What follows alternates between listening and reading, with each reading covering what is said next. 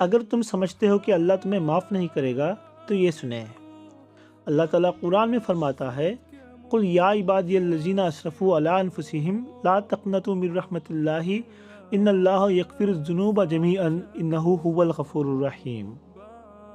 کہہ دو اے میرے بندو جو اپنی جانوں پر ظلم کر چکے ہو، اللہ کی رحمت سے نا امید مت ہو، بے شک اللہ تمام گناہ معاف کر دیتا ہے۔